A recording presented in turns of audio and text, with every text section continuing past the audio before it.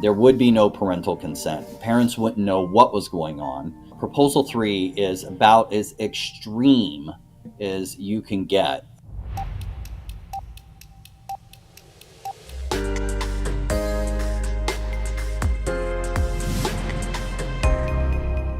Welcome to another edition of WJ Now. Today we have Brad Smith with the Right to Life of Michigan to talk about the political landscape there a little bit, and most importantly, a proposal 3 that is on the ballot regarding a constitutional amendment to Michigan. So it's great to have you here, Brad. It's great to be here. Thanks for having me on. I appreciate it. Could you just give us a little overview of what this proposal 3 is all about? And again, it proposes a new constitutional amendment in Michigan. Right. Yeah. So it's not just a law. This is a constitutional amendment. So Proposal 3 is about as extreme as you can get. It is, what they try and purport it as is just reinstating Roe versus Wade, essentially. Well, it's way, way beyond just reinstating Roe versus Wade, which is horrible in and of itself. What this will do is it will wipe out every law on the books that has to do with life, because it's a constitutional amendment. So any law on the books that conflicts with it all of a sudden is unconstitutional. So that's our problem with this, is that it is a massive overhaul, and it would make Michigan worse than New York, worse than California.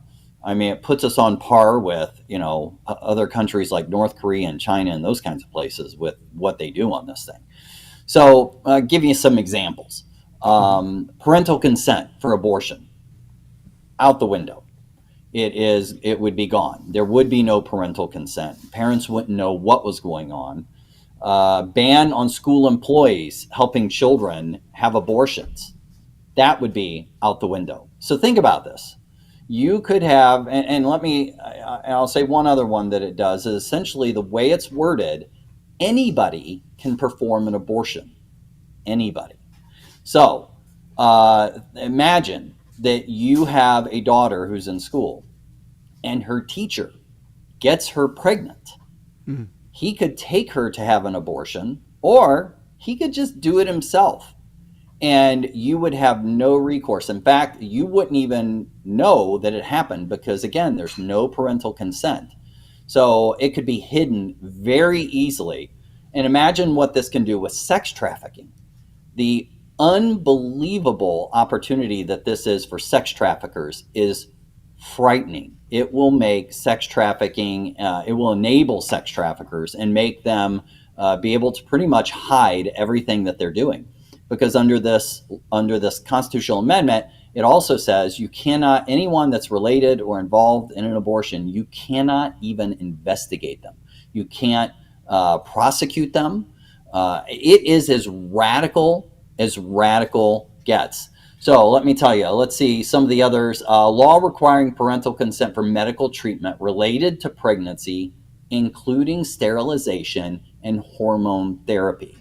We actually have a commercial out that's just getting ready to start that talks about this. And it is simply that, again, without parental consent, you could have a teacher at school who helps your kid get hormone therapy and start transitioning without your permission and without you ever knowing it's going on. Late-term abortion bans would be gone. So now they will say, well, there's a provision in there where the state government can regulate, some of this stuff, right. Except they put a giant hole in it for the mental health of the mother. And then screening for women being coerced to have abortion. Gone. I mean, this is just some of the stuff this thing does. It's frightening. Reagan, when he was governor of California in the late 60s, early 70s, there was an abortion law brought forward, and he was convinced at the time, and then later regretted it, that they had this sort of language in the, I think it was just a law. I don't know that it was an amendment, but it said something about the health of the mother, very broad language. And so that was the exception that you could drive a Mack truck through to basically say, abortion, for any reason. And as you said, here, even late term abortion. Some of the states have all the states, of course, are adjusting to what it means now that Roe v. Wade has been overturned. What do we want in our state? Is it Roe? Is it something less? Is it something more? And Right. of course, it looks like Michigan has gone, this group anyway, which I noticed is very well funded, has gone for the extreme, other direction, kind of New York style, where it's abortion, as you said, really up to the time of birth, based on this Yep. mental health Yeah. exception. So, Well, and it eliminates a number of other things. I'll give you a few more. Health and safety requirements for abortion facilities, gone. In fact, in this, they get to set their own standards for what it should be. So it's not like you could just pass a law and say, well, we're going to regulate this. This constitutional amendment would make it so that you wouldn't be able to do that. Listen, and I mentioned this somewhat, but the requirement that only doctors perform abortions would be gone. Conscience protections for doctors and nurses who object to abortions, that would be gone. So now, I think this would absolutely kill an already struggling medical community in Michigan. We get to deal with hospitals all the time. The reason I got involved in what I'm doing is because of my daughter. I worked in radio actually for 20 years and left it to get involved in this battle because my daughter has trisomy 18, my youngest daughter. And so we deal with hospitals all the time. Let me tell you, they're having a hard time with employees as it is.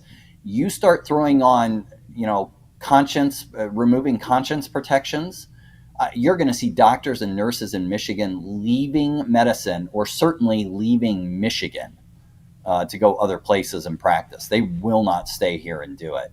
The ban on taxpayer-funded abortions would be gone. And get this, the possibility that even bans on statutory rape and incest could be gone because of this, the way it's worded.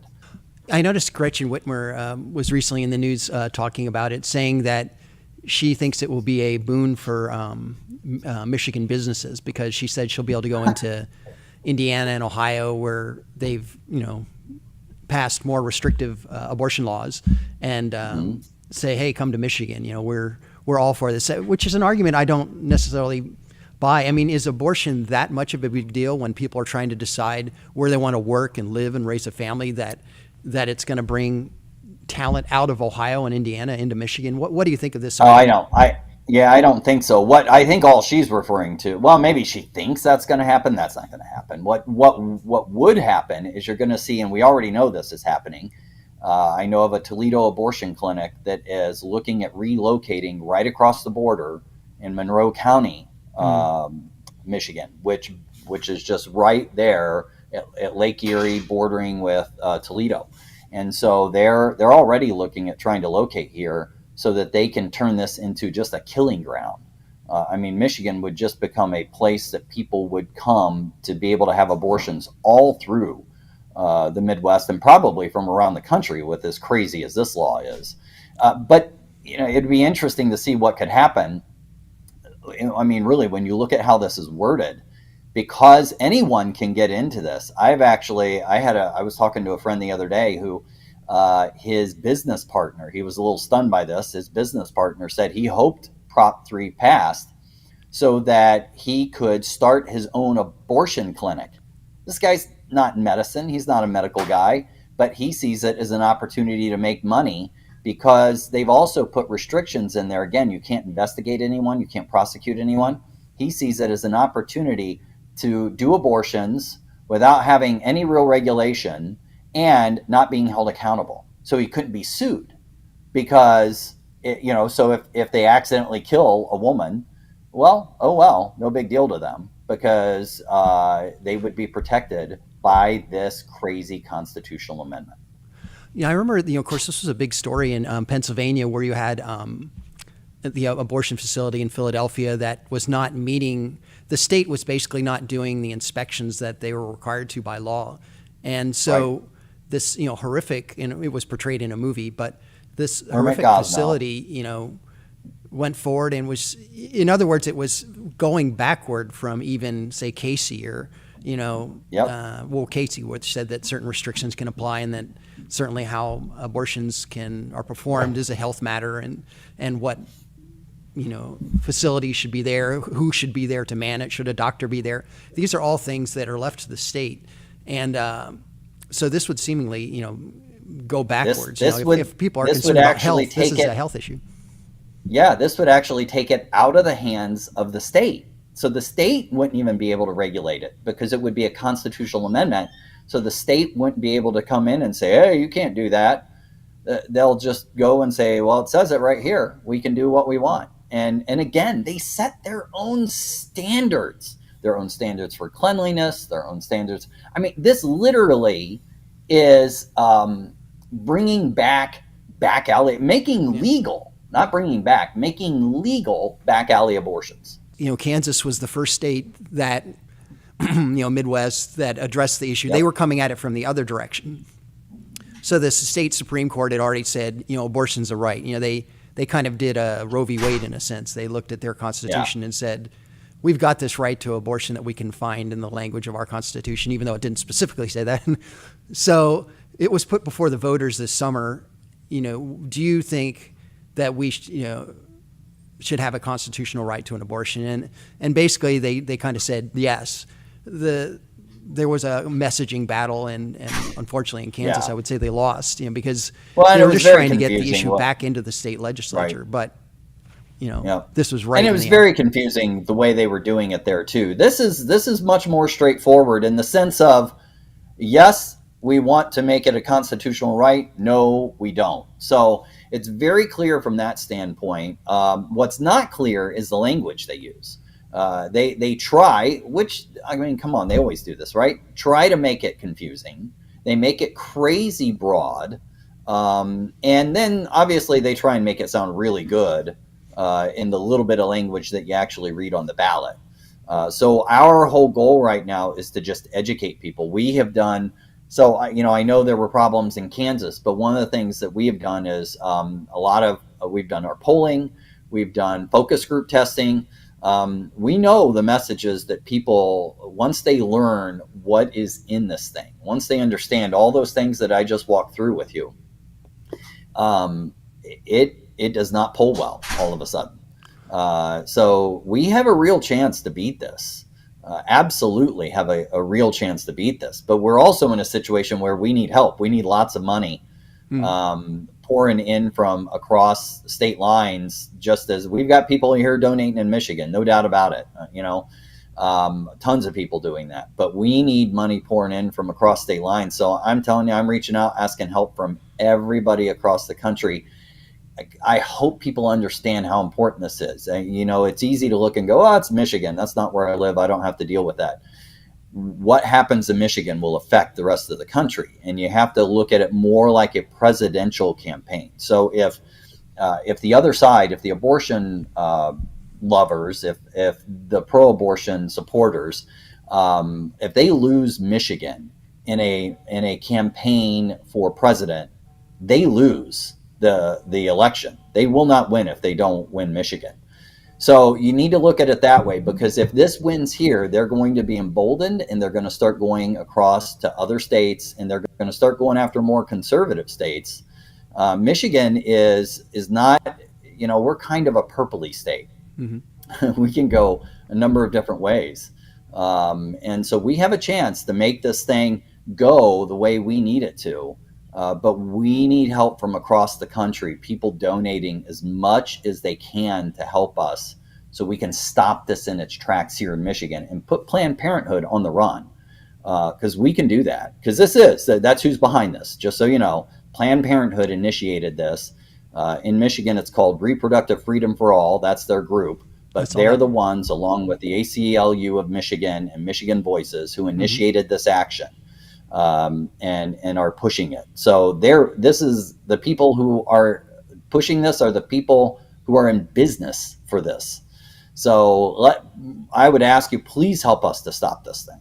Brad Smith, thank you for joining us today. It's very interesting to our readers, I know, to learn about these issues. As you said, they're going to be dealt with in each state. They are being dealt with in each state. So thank you for letting us know what's happening in Michigan, and Godspeed as you inform the voters of your state. Yeah, thank you. And if you don't mind, I wouldn't, if folks can, they can go to givesendgo.org. So we just put up a Give Send Go campaign, and all you have to do is givesendgo.com/abortion amendment. It's that simple. And you can donate there and help us also get that out there, share it with people, and encourage folks to donate. We appreciate it very much. And thank you so much for having us on.